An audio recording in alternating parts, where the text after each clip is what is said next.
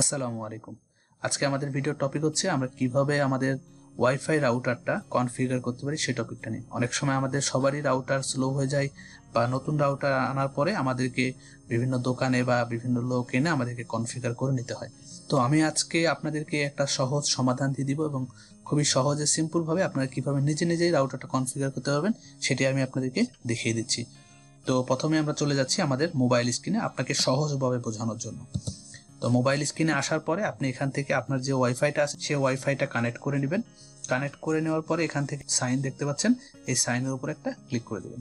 এই সাইনের উপরে ক্লিক করে দেওয়ার পরে একটু নিচে আসবেন, আসার পরে দেখতে পাচ্ছেন এখানে আইপি সেটিংস নামে যে অপশন আছে এখানে একটা ক্লিক করে দেবেন। এখান থেকে স্ট্যাটিক করে দেবেন। স্ট্যাটিক করার পরে দেখতে পাচ্ছেন এখানে আপনার রাউটার নামে একটা আইপি দেখতে পাচ্ছেন। আপনি এই রাউটার আইপিটা আপনার মোবাইলে যে কোনো একটা ব্রাউজারে নিয়ে চলে যাবেন অথবা আপনার কম্পিউটারে যে কোনো একটা ব্রাউজারে নিয়ে আপনি এটা লিখবেন। আমরা চলে যাচ্ছি কম্পিউটার স্ক্রিনে। কম্পিউটার স্ক্রিনে আসার পরে এখান থেকে গুগলে চলে যাব।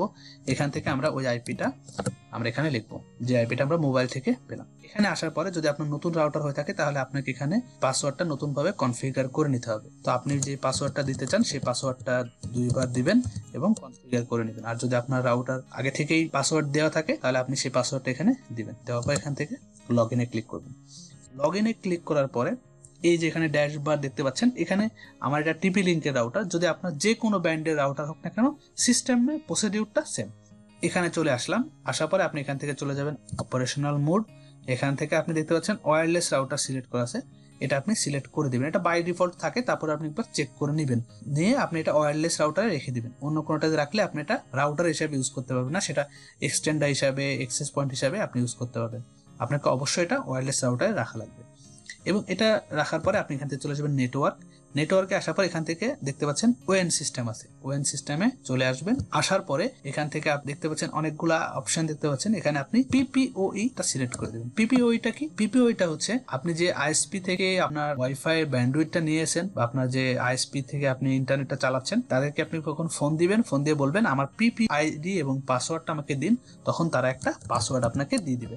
পাসওয়ার্ডটা অনেক সময় এরকম হয়, আপনার নাম আমি দিলাম, এখান থেকে আপনি ওরা একটা পাসওয়ার্ড দেয়, নর্মালি পাসওয়ার্ডটা 1 থেকে 7-8 হয়ে থাকে। আপনার যেটা ওনারা দিয়ে রাখছে সেটা আপনি এখান থেকে দিয়ে দিবেন। তো আমি এটা এখানে দিয়ে দিলাম। দেওয়ার পরে এখানে আর কোনো কাজ নেই, এখান থেকে আপনি চলে আসবেন সেভ অপশানে। সেভে ক্লিক করার পরে আপনার রাউটারের কনফিগারেশনটা শেষ, আইএসপি থেকে যে আপনার আসছে সেটা কনফিগারটা শেষ। তবে একটা ব্যাপার অবশ্যই আপনাকে মাথায় রাখতে হবে, আপনার যে আইএসপি থেকে কেবলটা আসছে সেটা আপনাকে রাউটারের ওএন পোর্টে লাগাতে হবে। WAN যে পোর্টটা আছে সেই পোর্টের মধ্যে আপনার কেবলটা লাগাতে হবে। এবং কেবলটা লাগানোর পরে আপনি এখান থেকে এটা কনফিগার করে দিলেন পিপিওইতে। দেওয়ার পরে আপনি এখান থেকে চলে যাবেন ওয়্যারলেস সেটিংসে। ওয়্যারলেস সেটিংসে আসার পরে এখান থেকে দেখতে পাচ্ছেন আপনার রাউটারের নাম, আপনি এখান থেকে একটা রাউটারের নাম দিয়ে দিবেন, রাউটারের নামটা দিয়ে সেভ দিয়ে দিবেন এবং তারপরে চলে আসবেন ওয়্যারলেস সিকিউরিটিতে। ওয়্যারলেস সিকিউরিটিতে এসে এখানে আপনার রাউটারের জন্য নতুন একটা পাসওয়ার্ড দিয়ে দিবেন। অনেক রাউটারে আপনি দেখবেন এই জায়গাতে আপনার পাসওয়ার্ড চেঞ্জ করার অপশন থাকে, যদি এই জায়গাতে থাকে তাহলে আপনি এখান থেকে পাসওয়ার্ড চেঞ্জ করে ফেলতে পারবেন। এই ছিল আজকের ভিডিও, সবাইকে অসংখ্য ধন্যবাদ এবং এরকম টেকনিক্যাল ভিডিও পাওয়ার জন্য সবাই আমার চ্যানেলটি ফলো এবং সাবস্ক্রাইব করে দিবেন। আসসালামু আলাইকুম।